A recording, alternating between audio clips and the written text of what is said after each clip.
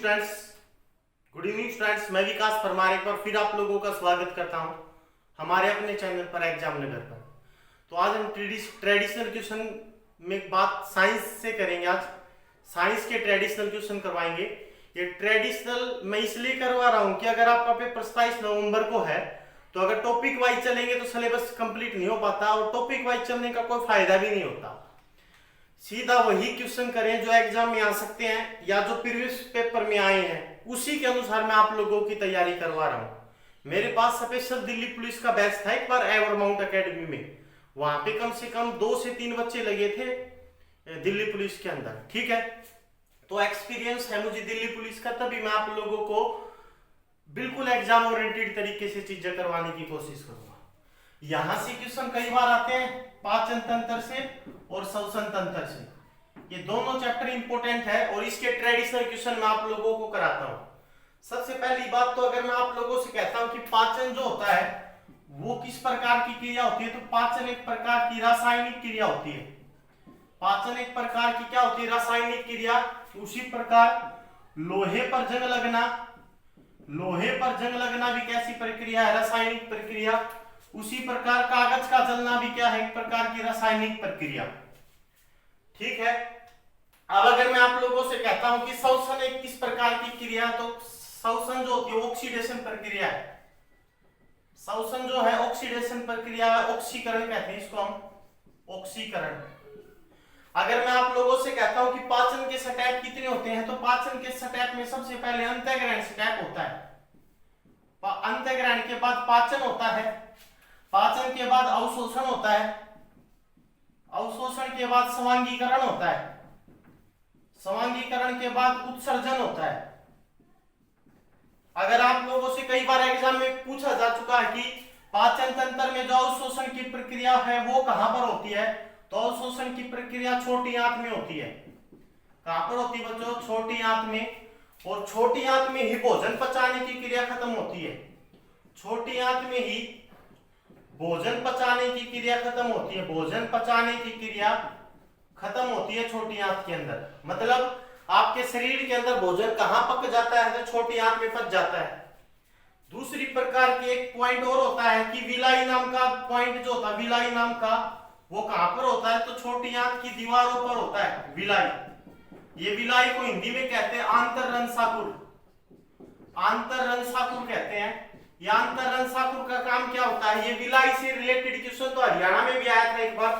तो इस विलाई का काम क्या होता है? ये छोटी आंत के सतही क्षेत्रफल को बढ़ा देता है। सतही क्षेत्रफल को बढ़ा देता, मतलब सरफेस जो एरिया है इसका उसको बढ़ा देता है विलाई। और विलाई का काम क्या होता है? भोजन को खींच खींच कर छोटी आंत में से निकाल कर खून में मिलाना विलाई का काम होता है। और छोटी आंत के 3 पार्ट होते हैं। छोटी आंत के कितने पार्ट होते हैं हमारे शरीर के अंदर?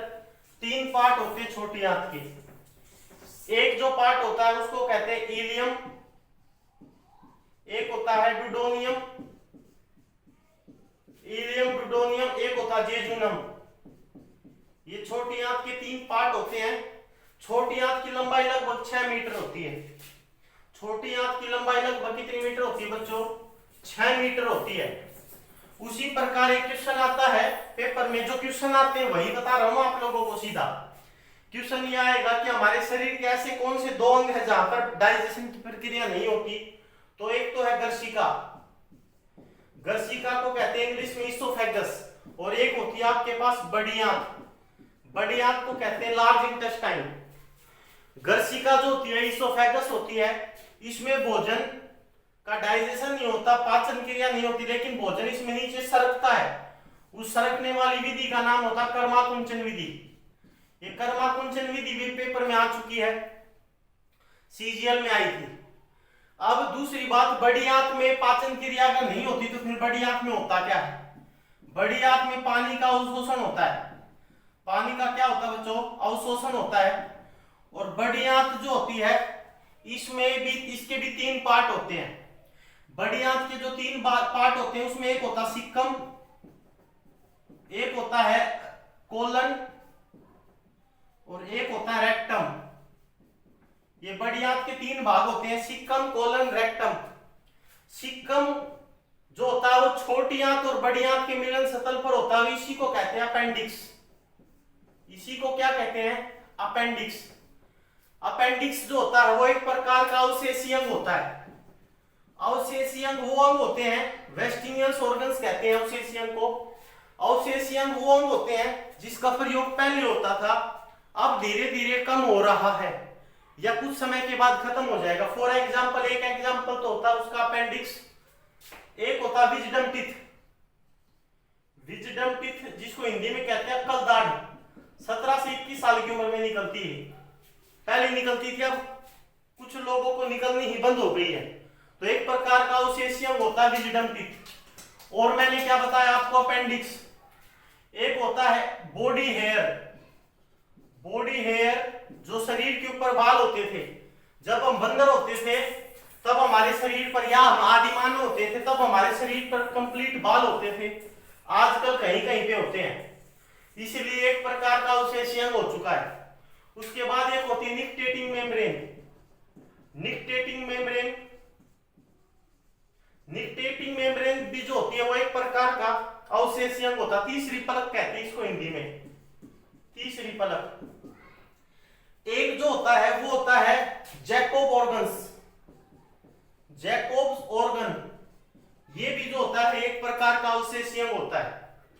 Body hair, nictitating membrane, Jacob organs, wisdom teeth और जो आपके पास अपेंडिक्स है, वो सारे के सारे अवशेषी अंग होते हैं। उसके बाद नेक्स्ट पॉइंट आपके पास, जो बड़ी आंत में मैंने 3 पार्ट बताए हैं आपको। एक मैंने आपको क्या बताया है? रेक्टम। एक मैंने क्या बताया है? जेजुनम। एक बताया कोलन, और एक बताया मैंने रेक्टम, कोलन और एक सीकम।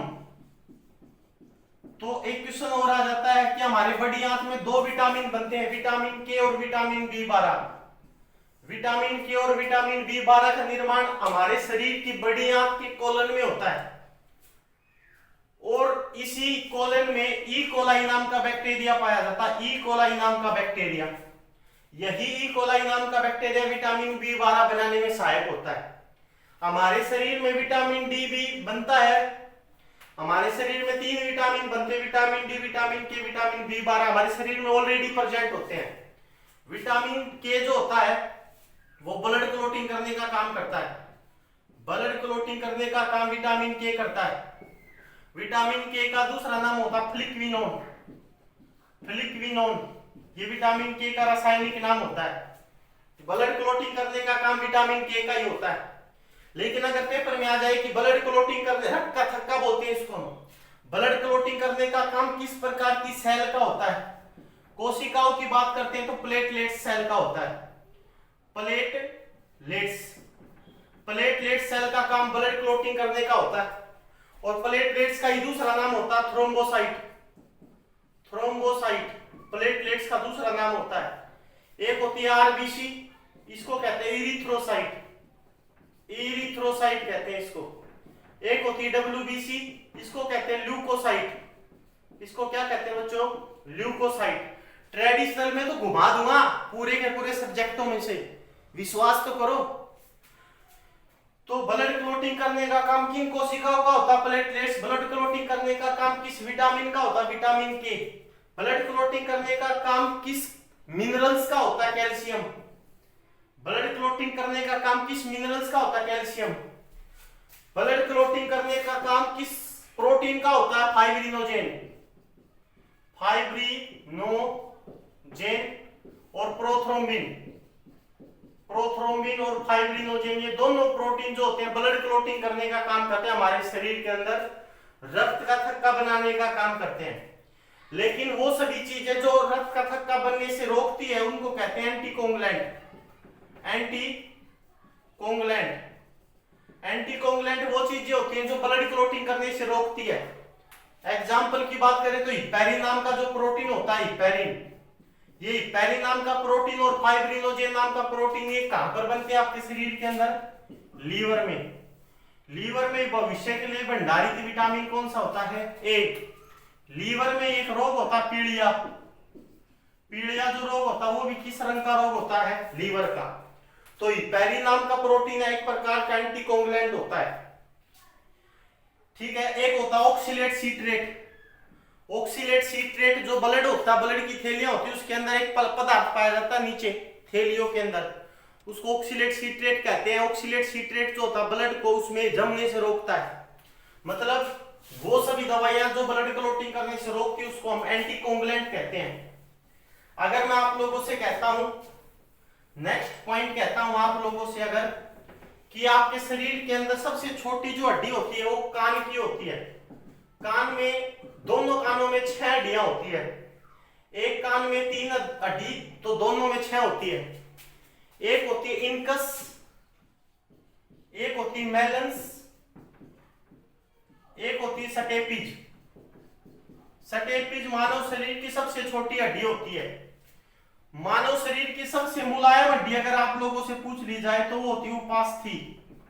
उपास्थि को हिंदी में कहते हैं कार्टिलेज, इंग्लिश में सॉरी कार्टिलेज कहते हैं। अगर मैं बात करता हूं आप लोगों से शरीर की सबसे मजबूत हड्डी, शरीर की सबसे जो मजबूत हड्डी होती है उसको कहते हैं मैक्सिला। मैक्सिला को हिंदी में कहते हैं निचला जबड़ा, निचला जबड़ा। अगर मैं आप लोगों से कहता हूं शरीर की सबसे लंबी हड्डी तो फीमर होती है। शरीर की सबसे लंबी हड्डी कौन सी होती है? फीमर होती है। तो बच्चों कान में कितनी हड्डियां होती हैं? 3 हड्डियां होती है। तो मेरे ख्याल से ये चीजें आपको समझ में आ रही होगी, ठीक है। तो इसी तरीके से हम साइंस के दोनों पार्ट करेंगे, ट्रेडिशनल में श्वसन तंत्र और पाचन तंत्र, ठीक है। एक छोटी वीडियो थी, वो इसलिए थी क्योंकि लंबी वीडियो आप देख ही नहीं रहे।